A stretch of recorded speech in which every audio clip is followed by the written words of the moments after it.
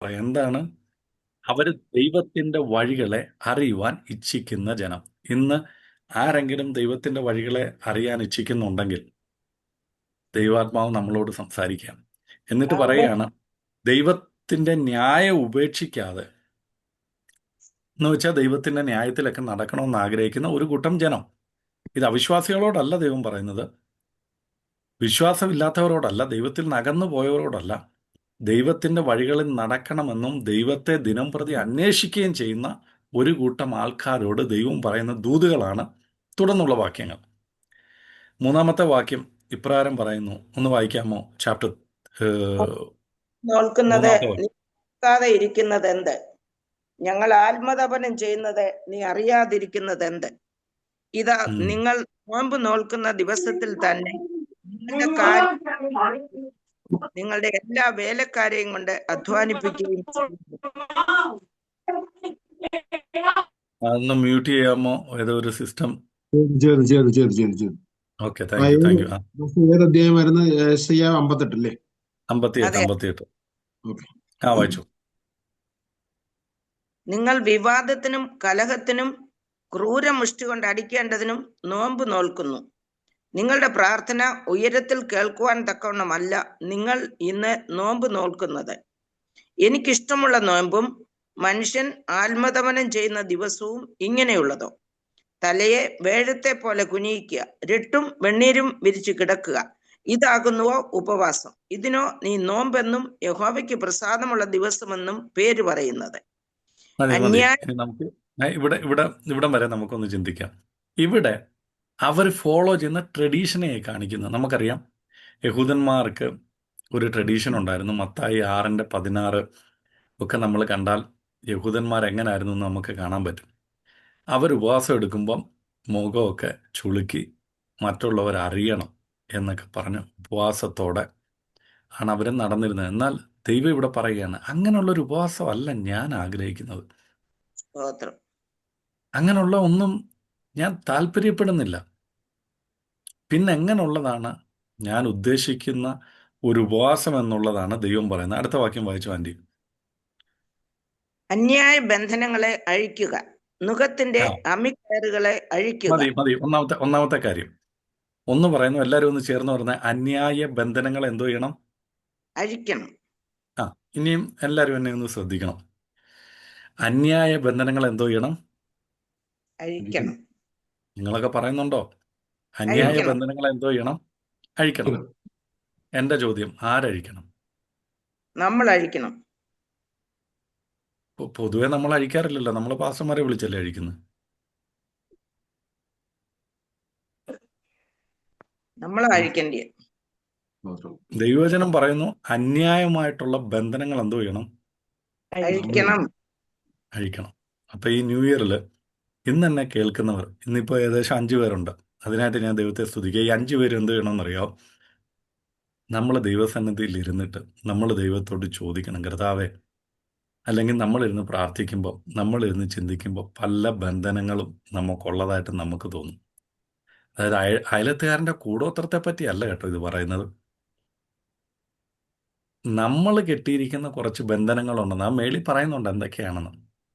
അന്യായമായിട്ട് അധ്വാനിച്ചത്, അന്യായമായിട്ട് ചെയ്തത്, ഇതൊക്കെ കുറച്ച് കാര്യങ്ങൾ നമ്മൾ ഈ വായിച്ച വാക്യത്തിലുണ്ട്. നിങ്ങൾ സമയം കിട്ടുമ്പോൾ ഒന്നുകൂടെ ഒന്ന് ശരിക്കും വായിച്ചു നോക്കിയാൽ കുറേ ബന്ധനങ്ങളൊക്കെ അതിൻ്റെ അകത്തുനിന്ന് തന്നെ കിട്ടും.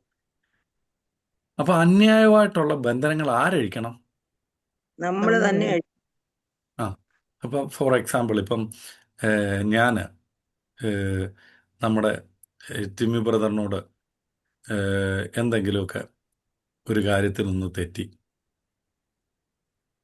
തെറ്റിക്കഴിഞ്ഞിട്ട് ഇപ്പോഴും അതൊന്നും പൊരുത്തപ്പെട്ടിട്ടില്ല, അതൊന്നും നിരന്നിട്ടില്ല, അതിപ്പോൾ എന്തുമായിട്ടാണ് ഇപ്പം കിടക്കുന്നത്? ബന്ധനമാണ്. അങ്ങനെ വിശ്വസിക്കുന്ന ആരെങ്കിലുമൊക്കെ ഉണ്ടോ? ഉണ്ട്. അപ്പൊ ഇതാരാ അഴിക്കണ്ട? നമ്മൾ തന്നെ അഴിക്കണം. ക്ഷമിക്കണം. അഴിക്കണം. നമ്മൾ തന്നെ അഴിക്കണം. ഇതെങ്ങനെ അഴിക്കുന്നത്? ക്ഷമിക്കുക എന്ന് പറഞ്ഞാൽ ചുമ്മാതെ ഇവിടെ നിന്ന് അങ്ങ് ക്ഷമിച്ചു എന്ന് പറഞ്ഞാൽ പോരാ. കർത്തൃമേശ വരുന്നതിന് മുമ്പ് ഇതിൽ നിന്ന് എടുക്കാൻ ഞാൻ പാകവാക്കാള്, ദൈവം എൻ്റെ പാവകളൊക്കെ ക്ഷമിക്കട്ടെ എന്ന് പറയുന്നതല്ല. നോക്കുവാണെങ്കിൽ മൊബൈലുണ്ടല്ലോ, വാട്സപ്പൊക്കെ ഉണ്ടല്ലോ. ഒന്ന് വിളിച്ചിട്ട്, സഹോദര സഹോദരി, നമ്മളെ ന്യായീകരിക്കാനൊന്നും നിൽക്കരുത്. നമ്മളെ ന്യായീകരിക്കാനും നിൽക്കരുത്. കാര്യം കർത്താവായ യേശുക്രിസ്തുവിൻ്റെ സിദ്ധാന്തം അനുസരിച്ച് കർത്താവായ യേശുക്രിസ്തു നമ്മളെ പഠിപ്പിച്ചൊരു പാഠമുണ്ട്.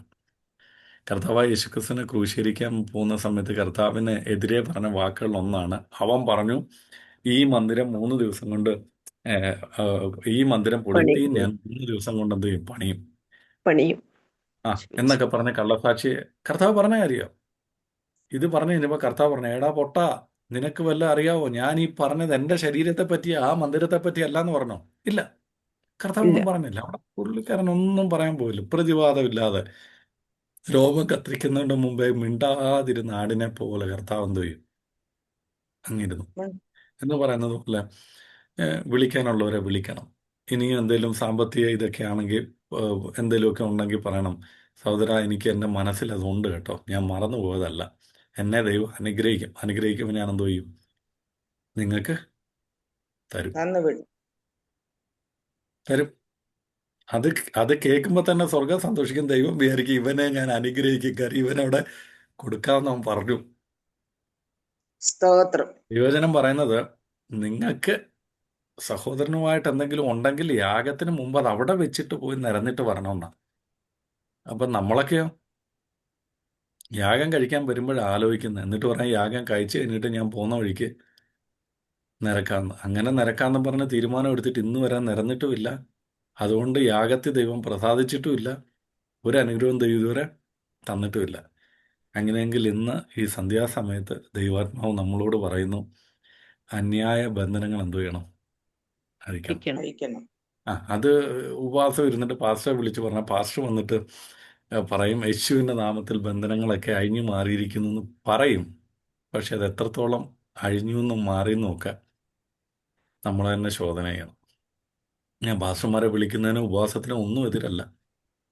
പക്ഷെ ദൈവം നമ്മളോട് പറയുന്നുണ്ട്, നമ്മൾ കെട്ടിയിരിക്കുന്ന അന്യായ ബന്ധനങ്ങൾ, നമ്മുടെ വായിൽ നിന്ന് വന്ന വാക്കുകളാൽ കെട്ടപ്പെട്ട, നമ്മുടെ പ്രവൃത്തികളാൽ വന്നിരിക്കുന്നത്, ഇത് വേറെ ആർക്കും അഴിക്കാൻ പറ്റത്തില്ല. ഇത് ദൈവം പറയുന്നത് നമ്മൾ തന്നെ അഴിക്കണം. അതുകൊണ്ടാണ് മത്തായി എഴുതിയ സുവിശേഷത്തിലൊരു വാക്യമുണ്ട്. അതെവിടാണെന്നറിയാമോ? നിങ്ങൾ കെട്ടുന്നതൊക്കെയും എന്തോ ചെയ്യും? സ്വർഗത്തിൽ കെട്ടപ്പെട്ടു. നിങ്ങൾ അഴിക്കുന്നതൊക്കെ എന്തോ ചെയ്യും? സ്വർഗത്തിൽ അഴിക്കപ്പെട്ടിരിക്കും. അഴിഞ്ഞിരിക്കും. അതെവിടാണെന്നറിയാമോ? മത്തായി 18 19 ഒന്നെടുത്ത് വായിച്ചു. ഒന്ന് വേഗം ഒന്ന് വായിച്ചു. നമുക്ക് അതുകൂടെ ഒന്ന് ചിന്തിച്ചിട്ട്, ഞാൻ ഈ പറയുന്ന കാര്യങ്ങൾ നിങ്ങൾക്ക് അനുഗ്രഹമാവുന്നു ഞാൻ വിശ്വസിക്കുകയാണ്. നിങ്ങൾ ഭൂമിയിൽ കെട്ടുന്നതെല്ലാം സ്വർഗത്തിലും കെട്ടപ്പെട്ടിരിക്കും, നിങ്ങൾ ഭൂമിയിൽ അഴിക്കുന്നതെല്ലാം സ്വർഗത്തിലും അഴിഞ്ഞിരിക്കും എന്ന് ഞാൻ സത്യമായിട്ട് നിങ്ങളോട് പറയുന്നു. ആമേൻ. അപ്പം നമ്മൾ ഈ കെട്ടിയിരിക്കുന്ന അന്യായമായിട്ടുള്ള കെട്ടുകൾ ഇപ്പോഴും കെട്ടിക്കിടക്കുക. ഇപ്പോഴും എന്തോ ചെയ്യുക? കെട്ടിക്കിടക്കുക. ഇതഴിക്കാതെ പിന്നെ നമ്മളെങ്ങനെ മുന്നോട്ട് പോകുന്നത്? പോകാൻ പറ്റുമോ? കുടുംബത്തിലുണ്ടെന്നേ പല വാക്കുകളിലൂടെ. അതിനൊരു ഉദാഹരണം ഞാൻ നിങ്ങളോട് പറഞ്ഞിട്ടുള്ളതാണെന്ന് തോന്നുന്നു. ഇപ്പം എനിക്ക് ഭാര്യയുണ്ട്, കുഞ്ഞുങ്ങളുണ്ട്. അപ്പം എൻ്റെ കുഞ്ഞ് പഠിക്കാൻ ഒരു ഇച്ചിരി മോശമാണ്. ഞാനോട്, എടാ നീ മണ്ടനാടാ, നിന്നെ കൊണ്ടൊന്നും പറ്റത്തില്ലടാ എന്ന് 10 പ്രാവശ്യം പറഞ്ഞാൽ ആലോചിച്ചണം, ഇതാരാ പറയുന്നത്? അവൻ്റെ അപ്പനാ പറയുന്നു. ഇത് കേൾക്കുമ്പോൾ അവൻ്റെ മനസ്സിൽ എന്തോ ചെയ്യും? ഇത് കയറി വരും. അവനിത് ഇങ്ങനെ വിചാരിക്കും, എന്ത്, എൻ്റെ അപ്പം പോലും പറയുന്നു ഞാൻ ഗുണം പിടിക്കത്തില്ലെന്ന്. അതുപോലെ തന്നെ വേറൊരു പുള്ളിയുണ്ട്, പുള്ളിയുടെ ഒരു അപവാദി എന്നാണ്. ഈ പുള്ളിക്കാരനും ദൈവസന്നിധിയിൽ പോയി ഇങ്ങനെ നിൽക്കും. അപ്പോൾ ദൈവം എൻ്റെ കുടുംബത്തെ പറ്റിയാണ് ഇന്ന് ചർച്ചാ വിഷയമാക്കുന്നതെങ്കിൽ ദൈവം പറയും, ഇന്ന് ആൽവിനെയും കുടുംബത്തെ അനുഗ്രഹിക്കണം എന്ന് പറയുമ്പോൾ മറ്റേ അപവാദി പറയും, അതെങ്ങനെ പറ്റുന്നത്? പുള്ളിയുടെ മോനെ പറ്റി എപ്പോഴും പറയുന്നത് അവൻ ഗുണം പിടിക്കത്തില്ലെന്ന്, നിങ്ങളെ കൊണ്ട് പറ്റത്തില്ലെന്ന്, നിന്നെ കൊണ്ട് പറ്റത്തില്ലെന്ന്, നിങ്ങളെ കൊണ്ട് പറ്റത്തില്ലെന്ന്. ഒരുപക്ഷെ ഭാര്യ ഭർത്താവിനോട് പറയുന്നുണ്ടായിരിക്കാം, ഭർത്താവ് ഭാര്യയോട് പറയുന്നുണ്ടായിരിക്കാം, ഭാര്യയും ഭർത്താവും അപ്പനും അമ്മയും കുഞ്ഞുങ്ങളെ നോക്കി പറയുന്നുണ്ടായിരിക്കാം. ഇന്ന് പൽക്കാലം അങ്ങനെയുള്ള ബന്ധനങ്ങളൊക്കെ എന്ത് ചെയ്യണമെന്നറിയോ?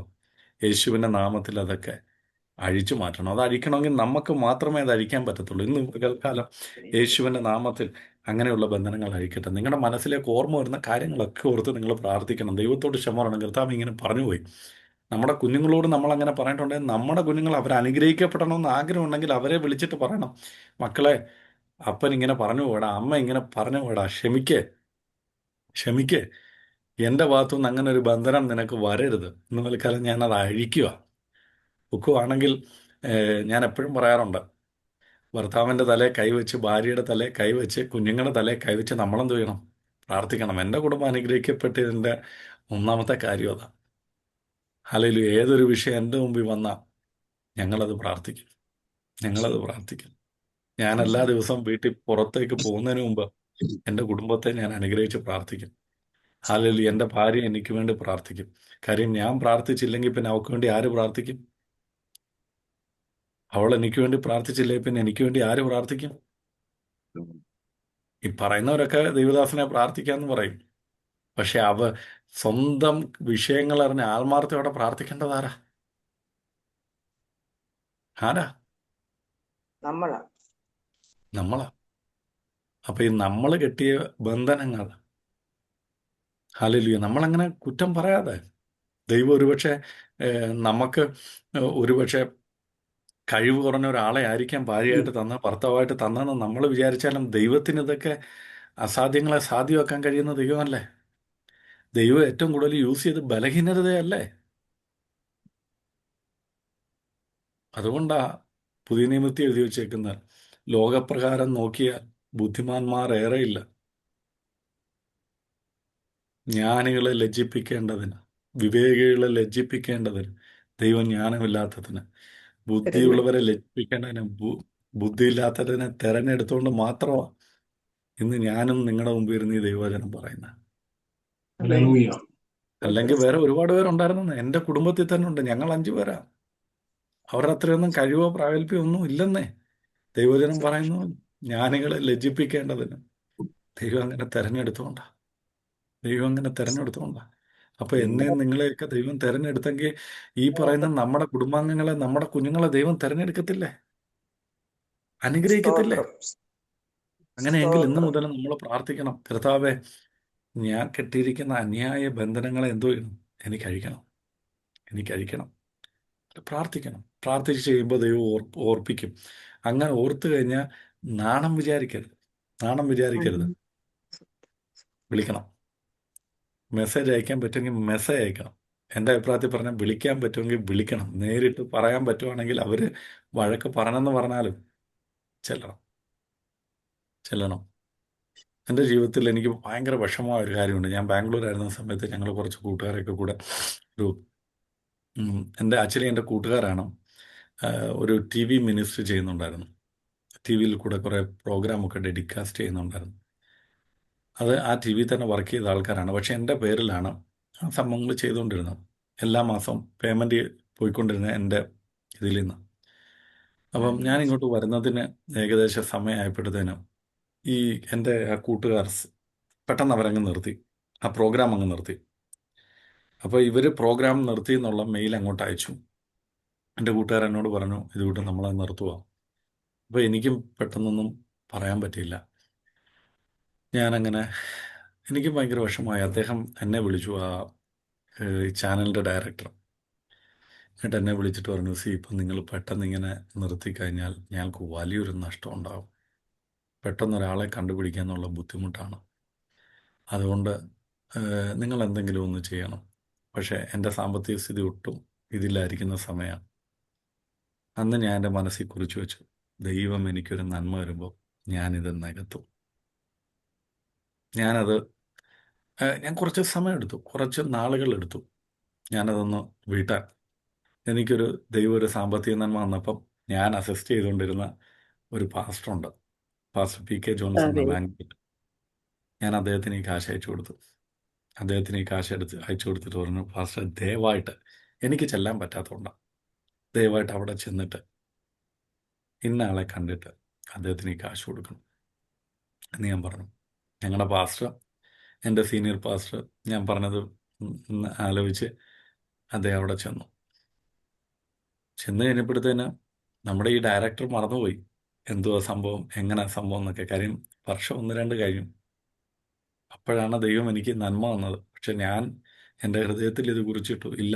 അദ്ദേഹം ഒരു ദൈവഭക്തന, ഒരു മിനിസ്ട്രി ചെയ്യുന്ന ഒരാളാണ്. ഞാൻ അറിഞ്ഞിട്ടല്ലെങ്കിലും, ഞാൻ അതിൻ്റെ അകത്ത് ഭാഗവാക്കല്ലെങ്കിലും എൻ്റെ പേരിൽ ഒരാൾക്ക് നഷ്ടം വരരുത് എന്ന് ഞാൻ വിചാരിച്ചു. അങ്ങനെ അദ്ദേഹത്തിന് കൊണ്ട് കൊടുത്തപ്പം അദ്ദേഹം പറഞ്ഞു, അതൊന്നും കുഴപ്പമില്ല, അതൊക്കെ പണ്ട്, അതൊക്കെ ദൈവം അതൊക്കെ നികത്തി. ഇപ്പം ദൈവം ഞങ്ങളെ അനുഗ്രഹിച്ചു. അന്നേരം പാസ്റ്റർ പറഞ്ഞില്ല, ഇത് മേടിച്ചേ പറ്റൂ. കാര്യം അവനെപ്പറ്റി എനിക്കറിയാം, ഇത് നിങ്ങൾ മേടിച്ചേ പറ്റൂ. പുള്ളി പറഞ്ഞില്ല, പാസ്റ്റർ എടുത്തോ. പാസ്റ്റർ പറഞ്ഞു, വേണ്ട, എനിക്ക് വേണ്ട, അത് നിങ്ങൾക്ക് വേണ്ടി തന്നതാ. നിങ്ങൾ അങ്ങനെ അത് കൊടുത്ത് എനിക്ക് വേണ്ടി അവർ പ്രാർത്ഥിച്ചു. അത് കഴിഞ്ഞ് ഞങ്ങളുടെ പാസ്റ്റർ തിരിച്ചിറങ്ങാൻ നേരത്ത് ആ ഡയറക്ടർ ചോദിച്ചു എന്നാണ് പറയുന്നത്, ദേവദാസനെ, ഇപ്പോഴും ഇങ്ങനെയൊക്കെയുള്ള മനുഷ്യര് ആത്മീയ ലോകത്തിലുണ്ടോന്ന്. കണ്ടോ, ഞാൻ എന്നെ പോയിട്ട് പറയല്ല.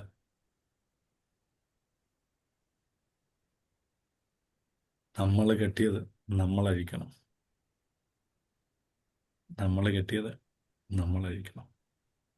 നമ്മളതങ്ങ് വായിച്ച് വിട്ടു പോകരുത്. അന്യായ ബന്ധനങ്ങൾ നമ്മുടെ ജീവിതത്തിൽ വാക്കുകൾ കൊണ്ട് നമ്മൾ കെട്ടിയത്, പ്രവൃത്തികൾ കൊണ്ട് നമ്മൾ കെട്ടിയത്. ഇന്ന് നമുക്കത് കഴിയത്തില്ലായിരിക്കാം. പക്ഷെ നമുക്ക് അവരോട് പറയണം, എൻ്റെ അവസ്ഥ ഇതായിപ്പോയി, അതുകൊണ്ടാണ്. പക്ഷേ ഞാനിത് കുറിച്ച് വെച്ചിട്ടുണ്ട്. എന്നെ ദൈവം അനുഗ്രഹിക്കുമ്പോൾ ഞാനത് ചെയ്യും. അത് കേൾക്കുമ്പോൾ ഒരുപക്ഷെ മറ്റൊരു പറയും, ഇല്ല, കുഴപ്പമില്ല, നിൻ്റെ അവസ്ഥ എങ്ങനെയാണെന്ന് എനിക്കറിയാം എന്നവർ പറഞ്ഞാൽ അവർക്കും ഒരു സന്തോഷമാകും, നമുക്കും ഒരു സന്തോഷം. നമുക്കൊരു പ്രാഗൽഭ്യമുണ്ട്. നമ്മളോട് അപവാദി നമുക്കെതിരെ പിന്നെ അപവാദം പറയത്തില്ല. പറയുമോ? പറയാൻ അവനെന്തേലും ഉണ്ടോ? ഇല്ല. പിന്നെന്തേലും അന്യായമായിട്ടുള്ള കെട്ട് നമ്മുടെ മേലുണ്ടോ? ഇല്ല. അങ്ങനെയെങ്കിൽ ദൈവം പറയുന്നത്, അന്യായ ബന്ധനങ്ങളെ എന്തു ചെയ്യണം? അഴിക്കണം. അടുത്തത് നുകത്തിന്റെ അമ്മിക്കയറുകളെ അഴിക്കുക. അത് നമ്മൾ തന്നെ അഴിക്കേണ്ട. ദൈവവചനം പറയുന്നു, അഭിഷേകത്തിന്റെ ശക്തിയാൽ, പുഷ്ടിയാൽ എന്തോ ചെയ്യും? നുകങ്ങളൊക്കെ തകർന്നു പോകും. നുകങ്ങൾ എന്ന് പറഞ്ഞാൽ അറിയാലോ, കാളയുടെ പെടലിക്കിരിക്കുന്ന സംഭവം. ഇപ്പം അങ്ങനെയൊക്കെ പല നുകങ്ങളുണ്ടെങ്കിൽ അതൊക്കെ നമ്മളൊക്കെ തന്നെ വിചാരിച്ചു കഴിഞ്ഞാലേ മാറത്തുള്ളന്നേ. അടുത്ത വാക്ക് ഞാൻ പെട്ടെന്ന് പോവാ. പാസ്റ്റർ, അമ്മിക്കയറുകൾ അത് മനസ്സിലാക്കി തരുമോ? നുകത്തിന്റെ അമ്മിക്കയറുകൾ എന്ന് പറഞ്ഞാൽ എന്തുവാ? നുകത്തിന്റെ അമ്മിക്കയറുകളെന്ന് എനിക്ക് മനസ്സിലായത്, ഈ കാളയുടെ മേളിൽ നമ്മൾ ഇത് വെച്ച് കഴിയുമ്പോൾ ഒരു കെട്ടത്തില്ല, കയറിട്ട് കെട്ടുന്ന പോലെ കെട്ടിയിരിക്കുന്ന കാര്യങ്ങൾ. അതിന് അങ്ങോട്ടും ഇങ്ങോട്ടും തിരിയാൻ പറ്റത്തില്ലല്ലോ. പിന്നെ തിരിയാൻ പറ്റാത്ത തൊട്ട് നമ്മുടെ ജീവിതത്തിൽ എന്തുവാന്നാ ഞാൻ ചോദിക്കുന്നത്. അങ്ങനെ ചില കാര്യങ്ങളുണ്ട്, മുറുകെ പറ്റുന്ന പല കാര്യങ്ങളും നമ്മുടെ ജീവിതത്തിലും. നമ്മളൊക്കെ വിശുദ്ധരാണെന്ന് നമ്മൾ പറഞ്ഞാലും നമ്മളെ മുറുകെ പറ്റുന്ന പല പാപവും ഭാരവും ഒക്കെ ഉണ്ട്. ഞാനൊരു ഉദാഹരണം പറഞ്ഞാൽ, 2 ദിവസത്തിന് മുമ്പ് എന്നെ ഒരു സ്നേഹിതൻ വിളിച്ചു. കലപ്പയല്ല, നുകം എന്ന് പറയുന്ന കാളയുടെ മേളി വെക്കുന്ന കലപ്പയെന്ന് പറയുന്ന ഉഴുകാൻ ഉപയോഗിക്കുന്ന സംഭവമല്ലേ കലപ്പ? അതെ അതെ, മുമ്പോട്ട് ഇങ്ങനെ പിടിച്ചോണ്ട് പോകുന്ന, അതിന്റെ തോളിൽ വെക്കുന്ന ഒരു തടി, തോളി വെക്കുന്ന, പെടലിക്ക് കഴുത്തേ വെക്കുന്ന. അപ്പൊ അദ്ദേഹം എന്നെ ഇങ്ങനെ വിളിച്ച് അദ്ദേഹത്തിന്റെ കാര്യങ്ങളൊക്കെ ഇങ്ങനെ പറഞ്ഞു കഴിഞ്ഞപ്പോൾ എനിക്ക് മനസ്സിലായി, പുള്ളിക്ക് ഭയങ്കര മനോവ്യസനം, ഭയങ്കര എന്താ പറയുന്ന ഭാരവും പ്രയാസവും ദുഃഖമൊക്കെ. അപ്പം ഇത് സംസാരിച്ചുകൊണ്ടിരുന്നപ്പോൾ എൻ്റെ മനസ്സിൽ പെട്ടെന്നൊരു ഇൻസ്പിറേഷൻ വന്നു. ഞാൻ അദ്ദേഹത്തോട് പറഞ്ഞു, സഹോദരൻ, നിങ്ങൾ ഇങ്ങനെ വിഷമിക്കാതെ, നിങ്ങൾ ഇങ്ങനെ ഭാരപ്പെടാതെ, കർത്താവായ യേശുക്രിസ്തു നമ്മളോട് പറഞ്ഞിട്ടുള്ളൊരു കാര്യമുണ്ട്. എന്താണെന്നറിയോ? അധ്വാനിക്കുന്നവരും ഭാരം ചുമക്കുന്നവരുമായി ഉള്ളവരെ എല്ലാവരും, അതിൻ്റെ അകത്ത് ആണെന്നോ പെണ്ണെന്നോ വ്യത്യാസമില്ല, ചെറുതെന്നോ വലുതെന്നോ വ്യത്യാസമില്ല, യഹൂദന്മാരെന്നോ ജാതികളെന്നോ വ്യത്യാസമില്ല, എല്ലാവരും എൻ്റെ അടുക്കൽ എന്തുവാ? വാ, ഞാൻ നിങ്ങളെന്തോ ചെയ്യും? ആശ്വസിപ്പിക്കും. പത്രോസ് അപ്പോസ്തലൻ എഴുതിയിരിക്കുന്ന ഒരു വാക്കാണ്, എന്തുവാണെന്നറിയാം? നിങ്ങളുടെ സകല ചിന്താകുലവും അവന്റെ മേൽ ഇട്ടുകൊള്ളുവീൻ. അവൻ നിങ്ങളെന്ത് ചെയ്യും? അവൻ നിങ്ങൾക്കായി കരുതുന്നതാകയാൽ നിങ്ങളുടെ സകല ചിന്താകുലവും അവന്റെ മേൽ എന്ത് ചെയ്യണം? ഇട്ടുകൊള്ളും. ഇട്ടുകൊള്ളും. ഈ എഴുതിയിരിക്കുന്ന പുള്ളിയെ പറ്റി നമുക്കറിയാമല്ലോ. പുള്ളി ആരാ? കർത്താവായ യേശു ക്രിസ്തു മരിച്ചിട്ട് ഉയർത്തെഴുന്നേറ്റു, പ്രത്യക്ഷപ്പെട്ടു, ഭയങ്കര സന്തോഷമായി. കർത്താവ് സ്വർഗാരോഹണം ഏഹ്, ഏഹ്, പിന്നീട് കർത്താവിനെ കുറച്ചു ദിവസം ഒന്ന് കാണാതായപ്പോഴത്തേനും പുള്ളി പറഞ്ഞടാ, ഇങ്ങനൊക്കെ ജീവിക്കാൻ പറ്റത്തില്ല, പട്ടിണിയോടെ പട്ടിണിയാ, അതുകൊണ്ട് പഴയ നമുക്ക് ജോലി എന്തോ ചെയ്യും, പഴയ പഴയ ജോലിക്ക് ജോലി പോകാന്ന് പറഞ്ഞ് യോഹന്നാന്റെ സുവിശേഷം 21-ാം അധ്യായത്തിൽ കൂട്ടുകാരൻ വിളിച്ചുകൊണ്ട് പോയ പുള്ളിയാണ് ഇവിടെ എഴുതി വെച്ചേക്കുന്നത്. ഇവിടെ എന്തോ എഴുതി വെച്ചേക്കുന്നത്? അവൻ നിങ്ങൾക്കായി കരുതുന്നതാകിയാൽ നിങ്ങളുടെ സകല ചിന്താകുലം എന്തോ ചെയ്യണം. അവന്റെ അവന്റെ മേൽ മേൽ ഇട്ടുകൊള്ളും. അപ്പൊ ഈ പുള്ളിക്ക് എവിടെ വെച്ച ഒരു ദൈവീക ഇടപെടലുണ്ടായത്? ഈ പുള്ളിക്കാരനെ പറ്റി നമുക്കറിയാം. കർത്താവിനെ പിടിക്കാൻ വന്നവനെ ചാടി കത്തിയെടുത്ത് വെട്ടിയവനാ. കർത്താവിന്റെ കൈ ചിന്താകുലം വെച്ചിരുന്നവനാണെങ്കിൽ കത്തിയെടുത്ത് വെട്ടുമായിരുന്നോ? ഇല്ല. ഇല്ല. കർത്താവിന്റെ ചിന്താകുലം കൊടുത്തിരിക്കുന്നവനാണെങ്കിൽ കൂട്ടുകാരൻ വിളിച്ചോണ്ട് മീൻ പിടിക്കാൻ പോവായിരുന്നോ? ഇല്ല. പക്ഷെ പുള്ളിക്ക് ഒരു ദൈവീക ഇടപെടലുണ്ടായി. കർത്താവായ ഉം. യേശു ക്രിസ്തു ചോദിക്കും, മോനെ, നീ ഇവയിൽ അധികമായിട്ട് എന്നെ സ്നേഹിക്കുന്നു? പുള്ളി പറഞ്ഞു, പിന്നെ ഞാൻ സ്നേഹിച്ചില്ലെങ്കിൽ നിന്നെ ആരാ സ്നേഹിക്കുന്നതെന്ന് ചോദിക്കുന്നത്. പിന്നെയും ചോദിച്ചു. നമുക്കറിയാം, ഒരു ചോദ്യം തന്നെ ഒന്നിൽ കൂടുതൽ പ്രാവശ്യം ചോദിച്ചാൽ അതിൻ്റെ അകത്ത് എന്തെങ്കിലും ഉണ്ടെന്ന്. ഞാൻ ഒന്ന് തെളിയിച്ച് ഒരു എക്സാമ്പിൾ പറയാം. ഇപ്പം എനിക്ക് 2 കുഞ്ഞുങ്ങളുണ്ട്, എലേജ് എലേശ്. അപ്പം അതിലൊരാൾ ഞാൻ വെച്ചിരിക്കുന്ന ഒരു 10 റാൻഡ് എടുത്തു എന്ന് നിങ്ങളങ്ങ് വിചാരിക്കുക. ഞാനവിടെ 10 റാൻഡ് വെച്ചു. ഇപ്പോൾ ആ 10 റാൻഡ് കാണുന്നില്ല. അപ്പം എനിക്കറിയാം ഇത് ഞാൻ എന്തോ ചെയ്തില്ല, എടുത്തിട്ടില്ല. ഞാൻ എടുത്തിട്ടുണ്ടെങ്കിൽ ഞാൻ തപ്പി കിടക്കത്തില്ലോ. ഇതിലൊരുത്തനാ എടുത്തതെന്നും എനിക്കറിയാം. അപ്പം ഞാൻ എന്തോ ചെയ്യും? അവനെ വിളിച്ചിട്ട് ചോദിക്കും, എടാ, നീ ആ 10 രൂപ കണ്ടോ? അപ്പോൾ അവൻ എന്തോ പറയും, ഏയ് ഞാനെങ്ങും കണ്ടില്ല. കണ്ടിട്ടില്ല. പിന്നെയും ഞാൻ ചോദിക്കും, ആദ്യം ചോദിക്കും, എടാ മോനെ, ഇവിടെ നിന്നൊരു 10 രൂപ കണ്ടോടാ?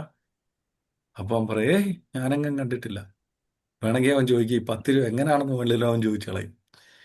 രണ്ടാമത് നമ്മൾ ചോദിക്കും, എടാ, ഞാൻ നിന്നോടാ ചോദിക്കുന്നത്, ഈ 10 രൂപ എടുത്തോ എന്ന് ചോദിച്ചാൽ അതിൻ്റെ അർത്ഥം എന്തുവാ? അവൻ എടുത്തു എന്നുള്ള കാര്യം എനിക്ക് കൺഫേം ആയതുകൊണ്ടോ എനിക്ക് സംശയമുള്ളതുകൊണ്ടോ അല്ലേ? അങ്ങനെ അതെ, അതെ. മൂന്നാമതൊന്നുകൂടെ ചോദിച്ചാലോ? അത്രേ കർത്താവൻ ചോദിച്ചുള്ളൂ. കർത്താവ് പറയാണ്, നീ എന്നെ സ്നേഹിക്കുന്നു എന്നൊക്കെ പറയുന്നതിൽ വലിയ കാര്യമില്ല എന്ന് പത്രോസെ എനിക്കറിയാം. ഇത് കേട്ട് കഴിഞ്ഞപ്പോഴത്തേനും മൂന്നാമതായപ്പോഴത്തേനും പത്രോസ് എന്തോ ചെയ്യും? ഭയങ്കരമായിട്ട് കരയാൻ തുടങ്ങി, വിഷമിക്കാൻ തുടങ്ങി. കാര്യം പത്രോസിന് കാര്യം മനസ്സിലായി, കർത്താവിനും കാര്യം മനസ്സിലായി. അത്രേ കർത്താവ് നമ്മളിൽ നിന്ന് ആഗ്രഹിക്കുന്നുള്ളൂ. നമ്മൾ ഈ ദൈവസ്നേഹം എന്നൊക്കെ പറഞ്ഞ് ഇങ്ങനെ ഭയങ്കര ദൈവസ്നേഹം ആത്മാർത്ഥ എന്നൊക്കെ പറഞ്ഞിരിക്കുന്ന കർത്താവ് നമ്മളോട് ചോദിക്കുന്ന ഒരു കാര്യമാണ്, നീ ഇവയിൽ അധികമായിട്ട് എന്നെ സ്നേഹിക്കുന്നുണ്ടോ? നിനക്കതിന് കഴിയുന്നുണ്ടോ? നമ്മൾ കരഞ്ഞ് കർത്താവിനോട് പറഞ്ഞാൽ, കർത്താവ് പറ്റുന്നില്ല, കഴിയുന്നില്ല എന്ന് പറഞ്ഞാൽ, അതിനുശേഷം ഇത് എഴുതുന്നതിന് മുമ്പ് പത്രോസിനെ പറ്റി എനിക്ക് ഇഷ്ടപ്പെട്ട വാക്കുകളൊന്നുണ്ട്. അപ്പോസ്തല പ്രവൃത്തിയിൽ ഇപ്രകാരം കാണുന്നത് എന്താണെന്നറിയോ? യാക്കോബിനെ കൊന്നത് യഹൂദന്മാർക്ക് പ്രസാദമായെന്ന് കണ്ട് ഈ ഹെരോദാവ് ആരെ പിടിച്ചു? പത്രോസിനെ പിടിച്ചു. പത്രോസിനെ പത്രോസിനെ പിടിച്ച് ജയിലിലാക്കി, കാലും കൈ ആമത്തിലിട്ട് പൂട്ടി 2 പടയാളികളുടെ നടുവിൽ പത്രോസ് എന്തോ ചെയ്യായിരുന്നു? ഉറങ്ങുകയായിരുന്നു. ഈ പുള്ളിക്ക് ഉറങ്ങാൻ പറ്റുമോ? നാളെ കൊല്ലാൻ പിടിച്ചേക്കോ, ഈ പുള്ളിക്ക് ഉറങ്ങാൻ പറ്റുമോ? പത്രോസ് ഉറങ്ങി. പത്രോസിനറിയാം കൊല്ലത്തില്ലെന്ന്.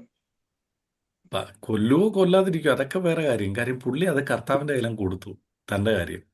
അതുകൊണ്ടാണ് പത്രോസ് എഴുതി വെച്ചിരിക്കുന്നത്, അവൻ നിങ്ങൾക്കായി കരുതുന്നതാകിയാൽ നിങ്ങളുടെ സകല ചിന്താകുലം എന്തോന്ന്. എന്റെ മേലിട്ടു. എന്നെ നാളെ തല വെട്ടിയാൽ ഞാൻ സ്വർഗത്തിലാണെന്നേ, കർത്താവിൻ്റെ അടുത്താണെന്നേ. ഇല്ല, അവന്മാരെന്നെ വെട്ടിയില്ലെങ്കിൽ ഞാൻ അതിനെക്കുറിച്ച് ബോധർ ചെയ്യുന്നുണ്ടെന്നാ പത്രോസ് പറയുന്നത്. ദൂതം തട്ടി ഉണർത്തുമായിരുന്നു എന്ന് വെച്ചാൽ അത്രയ്ക്ക് സ്ലീപ്പായിരുന്നു പുള്ളിക്ക് രക്ഷപ്പെടണമെന്നൊരു ആഗ്രഹമില്ലാതെ കിടന്നുറങ്ങുമായിരുന്നെന്ന് എൻ്റെ അഭിപ്രായത്തിൽ പറഞ്ഞ. അതുകൊണ്ടാണ് പത്രോസ് നമ്മളോട് പറയുന്നത്, ഞാൻ പണ്ട് അങ്ങനെ ആയിരുന്നു, എന്നാൽ ഈ ക്രിസ്തുവിൻ്റെ സ്നേഹം, ഈ ക്രിസ്തുവിനെ ആഴമായിട്ട് അറിഞ്ഞപ്പോൾ ഉണ്ടല്ലോ, എൻ്റെ ഭാരങ്ങളെ ഞാൻ അവൻ്റെ കയ്യിലോട്ടം കൊടുത്തു. അപ്പൊ ഞാൻ ഈ സഹോദരനോട് പറഞ്ഞു, നിങ്ങൾ ഇങ്ങനെ ആവലാതിപ്പെട്ട് നിങ്ങളെ കൊണ്ട് മാത്രം ഇത് ചെയ്യാൻ കഴിയത്തുള്ളൂ എന്നുള്ള ഇത് വിട്ടിട്ട് കർത്താവിൻ്റെ കരുത്തിലോട്ടം കൊടുക്കുക. എന്നിട്ട് പറ, കർത്താവേ, ഞാൻ അങ്ങയ്ക്ക് വേണ്ടി കാത്തിരിക്കൂ, അങ്ങനെക്ക് വേണ്ടി പ്രവർത്തിക്കണം എന്ന് പറഞ്ഞ് ഈ വിഷയം ദൈവത്തിൻ്റെ കരങ്ങളിലൊക്കെ കൊടുത്തു. ഞാൻ പറഞ്ഞല്ലോ, എൻ്റെ ജീവിതത്തിൽ ദൈവം ചെയ്തൊരു ഇത്. ഞങ്ങൾക്ക് മെയിൽ വന്നു, വിസയുടെ കാര്യങ്ങളെല്ലാം ഇത് ചെയ്യണം. ഏകദേശം 10 ലക്ഷം രൂപ വേണം. എന്തോ ജീവൻ ചോദിച്ചാൽ ഒന്നും അറിയത്തില്ല. ചുമ്മാ ഇരുന്ന് ടെൻഷൻ അടിക്കാമെന്നും ഇതടിക്കാൻ അല്ലാതെ വേറെ നിവൃത്തിയില്ല. ഞാൻ രാവിലെ എണീറ്റ് പറഞ്ഞു, കർത്താവേ എല്ലാം അങ്ങയുടെ കരത്തിലേക്ക് തന്നേക്കുക, അങ്ങയുടെ ഹിതം പോലെ നടക്കട്ടെ. ദൈവം അത്ഭുതകരമായിട്ട് നമ്മൾ ദൈവത്തിന് അവസരം കൊടുക്കുക. അതുകൊണ്ടാണ് സങ്കീർത്തനക്കാരൻ എഴുതി വെച്ചിരിക്കുന്നത്, ദൈവം നല്ലവനെന്ന് രുചിച്ചറിവീൻ, അവനെ ശരണം പ്രാപിക്കുന്ന പുരുഷൻ. ഭാഗ്യവാൻ. ഭാഗ്യവാൻ. ആ, നമുക്കിത് ദൈവത്തെ രുചിച്ചറിയാനുള്ള സാവകാശമൊന്നും നമുക്കില്ല. നമ്മൾ തന്നെ ആലോചിക്കും, അവിടെ ചെയ്യണം, ഇവിടെ ചെയ്യണം, അങ്ങനെ ചെയ്യണം, ഇങ്ങനെ ചെയ്യണം. കൊടുക്കുക, ദൈവത്തിൻ്റെ കരങ്ങളിലോട്ട് കൊടുക്കുക. ഈ വിഷയം ദൈവത്തിൻ്റെ കരങ്ങളിലേക്ക് കൊടുത്തിട്ട് ദൈവത്തിന് നന്ദി പറയാൻ തുടങ്ങും. അതുകൊണ്ടാണ് പൗലോസ് അപ്പോസ്തലൻ പറഞ്ഞിരിക്കുന്നത്, നിങ്ങൾ സകല പ്രാർത്ഥനയും യാചനയും സ്തോത്രത്തോടെ ദൈവത്തിന്റെ കരങ്ങളിലേക്ക് കൊടുക്കുമ്പോൾ സകല ബുദ്ധിയും കവിയുന്ന ഒരു ദൈവത്തിന്റെ സമാധാനം എന്തോ ചെയ്യും നമ്മുടെ മേലെ വാഴും. സ്തോത്രം ചെയ്ത ദൈവത്തിന്. കർത്താവ് എനിക്ക് വഴി തുറന്നതിനായിട്ട് സ്തോത്രം, എന്നെ അനുഗ്രഹിച്ചതിനായിട്ട് സ്തോത്രം, എൻ്റെ കടപ്പാടം നീക്കിയതിനായിട്ട് സ്തോത്രം, എൻ്റെ കുഞ്ഞുങ്ങളെ അനുഗ്രഹിച്ചതിനായിട്ട് സ്തോത്രം, അവരുടെ വിദ്യാഭ്യാസത്തിനായിട്ട് സ്തോത്രം. സ്തോത്രം. ഞങ്ങളുടെ പ്രാർത്ഥനയെ ഞാൻ എല്ലാ കാര്യത്തിനും സ്തോത്രം ചെയ്യും.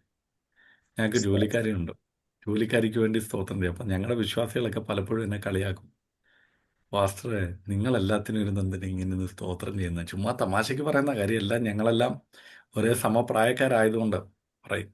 അപ്പം ഞാൻ അവരോട് പറയും, ഇതുപോലൊരു സ്ത്രീയെ ദൈവം ഞങ്ങൾക്ക് തന്നല്ലോ. കഴിഞ്ഞ 6 വർഷമായി, 6.5 വർഷമായി അവർ ഞങ്ങളുടെ കൂടെ ജോലി ചെയ്യുന്നു. അവർ ഇടയ്ക്കൊന്ന് നിർത്തിപ്പോയതാ, പിന്നെയും പറഞ്ഞു ഞാനില്ല, ഞാൻ തിരിച്ചു വരുന്നു. വേറെ ഉള്ളവരൊക്കെ ഇതിൻ്റെ ഇടയ്ക്ക് എത്ര പേരെ മാറ്റി, എത്ര പേര് ജോലിയും കഴിഞ്ഞിട്ട് പോയി. പക്ഷെ ഇന്നും അവർ വിശ്വസ്തയോടെ നമ്മുടെ കൂടെ നിൽക്കുന്നു. അതിന് ദൈവത്തിന് നമ്മൾ നന്ദി പറയണ്ടേ, ദൈവത്തിന് സ്തോത്രം പറയണ്ടേ. നമ്മൾ പറഞ്ഞില്ലേ പിന്നെ ആര് പറയും? യേശുവേ സ്തോത്രം. ഞങ്ങൾ എല്ലാ ദിവസവും പ്രാർത്ഥിക്കുമ്പോൾ അവരുടെ കുടുംബത്തിന് വേണ്ടി പ്രാർത്ഥിക്കും. അവർക്ക് കുഞ്ഞുങ്ങളോടുകൂടെ നിൽക്കാൻ പറ്റുന്നല്ലോ. കുഞ്ഞുങ്ങളുടെ വിദ്യാഭ്യാസത്തെ പറ്റി ഭയങ്കര ഒരു വേവലാതിയുള്ളൊരു സ്ത്രീയായിരുന്നു. എന്നാൽ ഈ പ്രാവശ്യം മാത്സിനും എനിക്ക് തോന്നുന്നു വേറെ ഏതൊരു സബ്ജക്റ്റിനും ആ സ്കൂളിലേക്ക് ഏറ്റവും ഉയർന്ന മാർക്ക് മേടിച്ചത് അവളുടെ മോളാണ്. സ്തോത്രം. അവളെ ഞങ്ങളോട് സാക്ഷ്യം പറഞ്ഞു, നിങ്ങൾ പ്രാർത്ഥിച്ചതിന് നന്ദി, നിങ്ങളുടെ പ്രാർത്ഥന കൊണ്ട് അവൾക്ക് ഏറ്റവും നല്ല മാർക്ക് കിട്ടി. സ്തോത്രം. അതാ പ്രിയമുള്ളവരെ, ദൈവത്തിന് നമ്മൾ നന്ദി പറഞ്ഞു തുടങ്ങും. ഇപ്പം ഞാൻ പറഞ്ഞു വന്നത്, അന്യായമായിട്ടുള്ളതെല്ലാം നമ്മളെന്ത് വേണം? അങ്ങഴിക്കണം. ഏകദേശം 10-43 മിനിറ്റ് ഇപ്പം തന്നെ പോയി, നമ്മളൊന്നും ആയില്ല. അടുത്ത വാക്യം കൂടെ വേഗത്തിലൊന്ന് വായിച്ചു.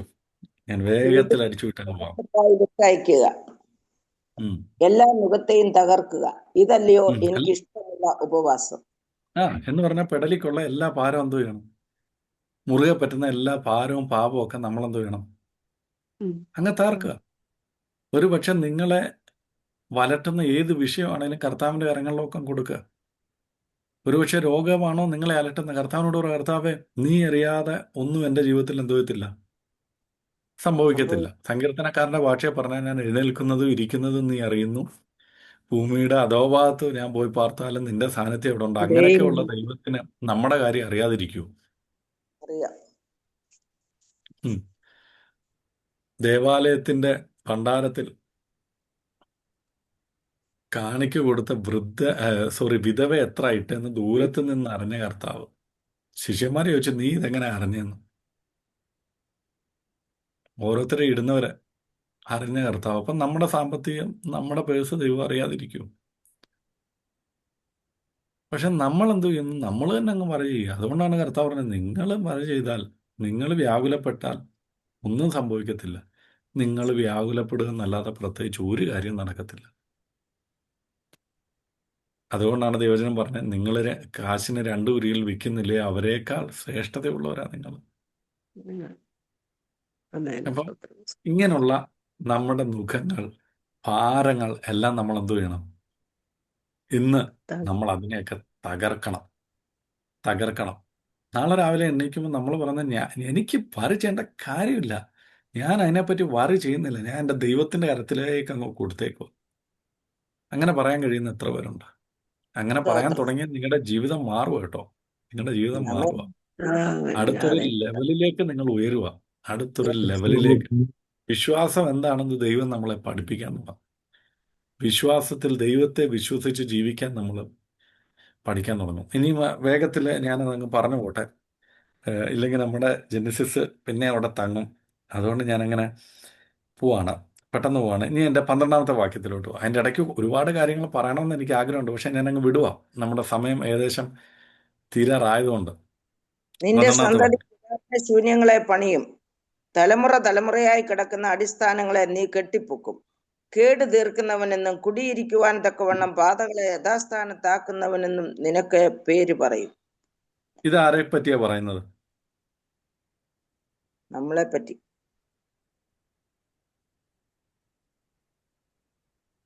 സന്തതികളെ പറ്റിയാ പറയുന്നത്. 12ാമത്തെ വാക്യം അല്ലേ? അതെ, അവർ നിന്റെ എന്തോ ചെയ്യും? സന്തതി അവരെന്തോ പുരാതന ചെയ്യും? ശൂന്യങ്ങളെ പണിയും. ഈ പുരാതന ശൂന്യങ്ങൾ എന്ന് പറഞ്ഞാൽ എന്താ? കഴിഞ്ഞ നാളുകളിൽ ഉണ്ടായിരുന്നത് എന്തോ, എന്നെ ശ്രദ്ധിച്ച് കേൾക്കണം. പുരാതനത്തിൽ കഴിഞ്ഞ നാളുകൾ എന്തോ ഉണ്ടായിരുന്നു, എന്തൊക്കെയോ ഉണ്ടായിരുന്നു. അതിപ്പോ എന്തോ ചെയ്യും? ശൂന്യമായിപ്പോയി. ദൈവം പറയുകയാണ്, ഞാനത് എന്തോ ചെയ്യും? പണിയും പണി. നിന്നിലൂടെ, നിന്റെ തലമുറകളിലൂടെ. പണിയും. സ്തോത്രം. വിശ്വസിക്കുന്നുണ്ടോ? യെസ്. യേശുവിന്റെ ആമേൻ. നാമത്തിൽ അങ്ങനെ സംഭവിക്കട്ടെ. ആമേൻ. ഹതുനഗരസ്തക. ഒരുപക്ഷെ നമ്മളൊക്കെ, എൻ്റെ പിതാവ് ഒരു നല്ല കാശുള്ള ഒരു വ്യക്തിയായിരുന്നു. അതിനുശേഷം തൻ്റെ ജീവിതത്തിൽ കുറച്ച് പാളിച്ചകളൊക്കെ പറ്റി പൊട്ടിപ്പാളിസായി. ഒരുപാട് വീടുകളിൽ ഞങ്ങൾ വാടകയ്ക്കൊക്കെ താമസിച്ച് അങ്ങനെ വന്നൊരു കുടുംബമാണ്. ഇന്ന് ദൈവനാമ മഹത്വത്തിന് വേണ്ടി പറയട്ടെ, 2 3 വീട് റെന്റിന് കൊടുത്തേക്കുക. സ്തോത്രം. അതെങ്ങനെയാണെന്നറിയോ? നിന്റെ സന്തതികൾ എന്തോ ചെയ്യും? പുരാതന പുരാതനങ്ങളെ പണിയും. ഉണ്ടായിരുന്നത് എന്തോ ശൂന്യമാണെന്നാണ് ഇന്ന് നീ വിചാരിക്കുന്നതെങ്കിൽ, ദൈവവചനത്തിലൂടെ ദൈവം എന്നോടും നിങ്ങളോടും സംസാരിക്കുന്നു. നമ്മുടെ തലമുറകൾ പണിയും. അമേൻ, അമേൻ. നമ്മുടെ തലമുറകൾ എന്തോ ചെയ്യും? പുരാതന ആ, ശൂന്യങ്ങളെ ഈ പണിയും. ഈ പുള്ളി പണ്ട് ഇവിടുന്ന് കടം വന്ന് നാട് വിട്ടു പോയതാണെന്ന് ഇപ്പൊ ആരും പറഞ്ഞാൽ വിശ്വസിക്കത്തില്ലെന്നേ.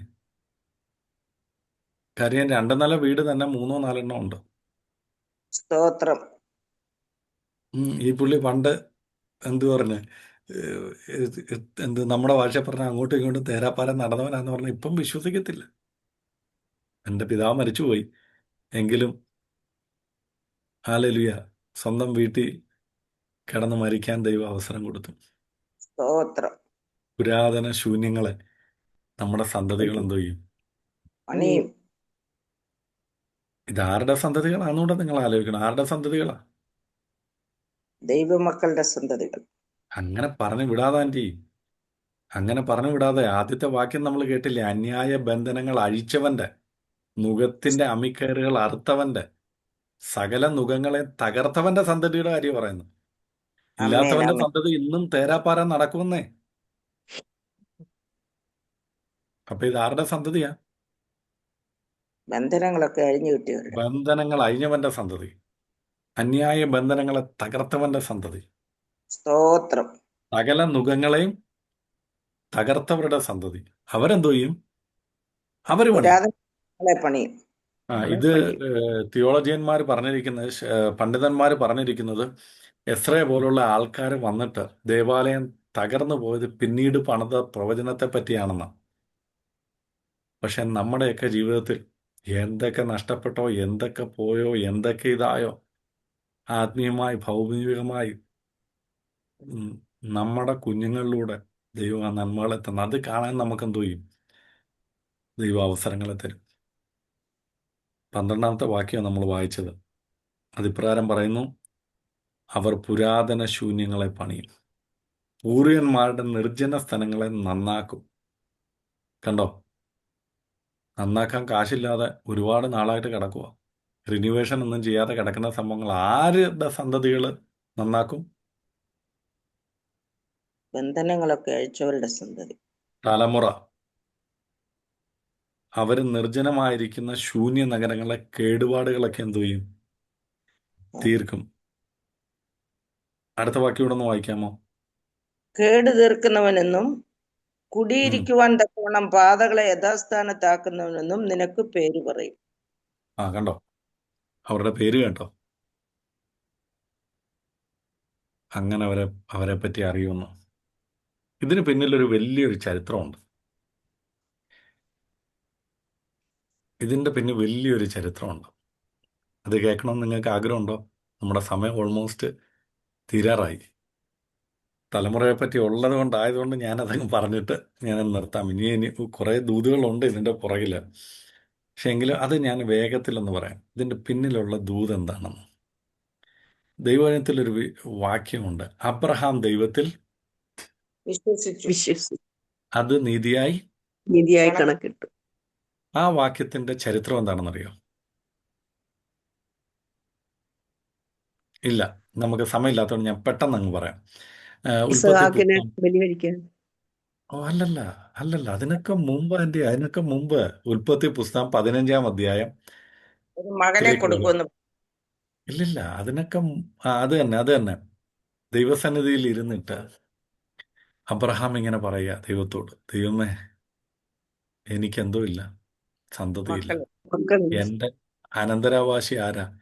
ഈ എലയാസ്. എലിയാസർ എന്ന് പറയുന്ന ബാല്യക്കാരനാ എന്ന് പറയുമ്പോഴത്തേക്കിന് ദൈവം പറയുകയാണ്, ഇല്ല, നിനക്കൊരു സന്തതിയെ ഞാൻ എന്തോ ചെയ്യും, തരും. അപ്പൊ എന്തോ ഇല്ല, മക്കളില്ല. മക്കളെ പറ്റി ചിന്തിക്കാൻ പോലും ഉള്ള പ്രാഗൽഭ്യം ആർക്കില്ല? അബ്രഹാമിനില്ല. അബ്രഹാമിനില്ല. അപ്പൊ ഇത് കേട്ടപ്പോ ആര് ദൈവത്തെ വിശ്വസിച്ചു? അബ്രഹാം വിശ്വസിച്ചു. എന്തോ വിശ്വസിച്ചു? ദൈവം എനിക്കൊരു തലമുറയെ തരുമെന്നും ദൈവത്തിന്റെ വാഗ്ദത്തങ്ങൾ എൻ്റെ തലമുറകളിലൂടെ നിവർത്തിക്കപ്പെടുമെന്നും ആര് വിശ്വസിച്ചു? അബ്രഹാം വിശ്വസിച്ചു. അത് ദൈവം എന്തോ ചെയ്തു? നീതിയായി കണക്കിട്ടു. ഇപ്പൊ നിങ്ങൾക്ക് മനസ്സിലായല്ലോ എന്തുവാ ദൈവം നീതിയായിട്ട് കണക്കിട്ടെന്ന്. തെളിവ് വേണമെങ്കിൽ 15-ാം അധ്യായം ഒന്ന് എടുത്തോ, 5ഉം 6ഉം വാക്യം വേഗത്തിലൊന്ന് വായിച്ചു. ഉൽപ്പത്തി പുസ്തകം 15-ാം അധ്യായം 5ഉം 6ഉം വാക്യങ്ങൾ.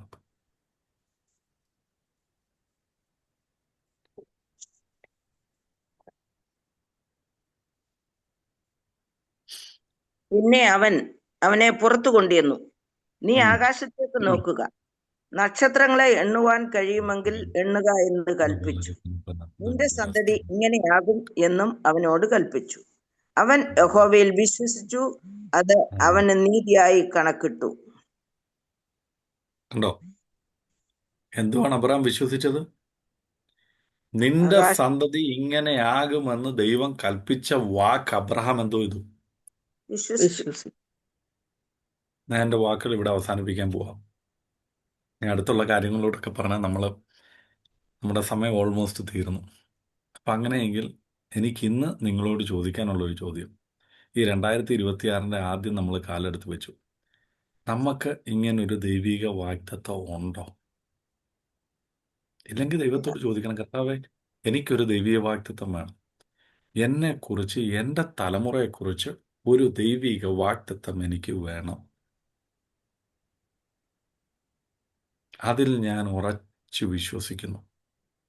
നിന്റെ സന്തതി ഇങ്ങനെയാകുമെന്ന് ദൈവം പറഞ്ഞ വാക്ക് അബ്രഹാം വിശ്വസിച്ചപ്പോൾ ദൈവം അത് നീതിയായിട്ട് കണക്കിട്ടു എന്ന് പറഞ്ഞാൽ ദൈവം അവിടെ എഴുതി വെച്ചു എന്ന്. എന്നെക്കുറിച്ച്, നിങ്ങളെക്കുറിച്ച്, നമ്മുടെ തലമുറകളെക്കുറിച്ച് ദൈവം അങ്ങനെ പറയണം.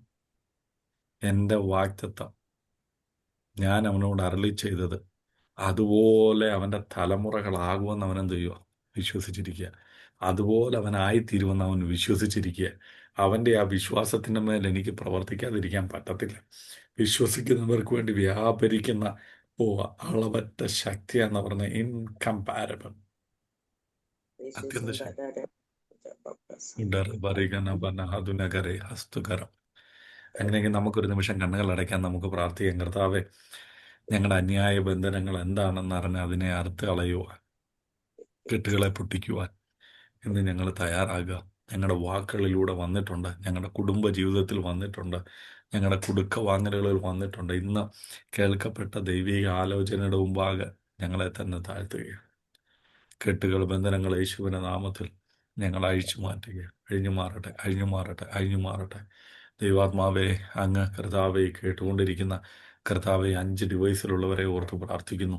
കർത്താവ്, ഇന്ന് ഞങ്ങൾ ചുരുക്കം പേരാണെങ്കിലും അങ്ങ് ഞങ്ങളോട് പേഴ്സണലി സംസാരിച്ച ഒരു ദിവസമാണ് ഞങ്ങൾ വിശ്വസിക്കുന്നു.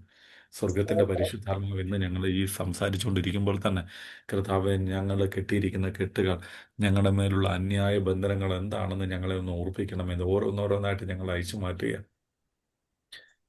ഞങ്ങളുടെ സഹോദരങ്ങളോടുള്ള ബന്ധത്തിൽ, ആമേൻ, ആമേൻ, ആമേൻ, ആമേൻ, ആമേൻ, ഞങ്ങളുടെ കൊടുക്ക വാങ്ങലുകളോടുള്ള ബന്ധത്തിൽ, കർത്താവെ, ഞങ്ങളുടെ സഭയോടുള്ള ബന്ധത്തിൽ, ദൈവദാസന്മാരോടുള്ള ബന്ധത്തിൽ, ആമേൻ, ആമേൻ, ആമേൻ, ആമേൻ, കൂട്ടുകാരോടുള്ള ബന്ധത്തിൽ, കുടുംബജീവിതത്തിൽ, യേശുവിൻ്റെ നാമത്തിൽ ഞങ്ങൾ ഇന്ന് മുതൽക്കാലം ആ കെട്ടുകളെ അഴിക്കുക.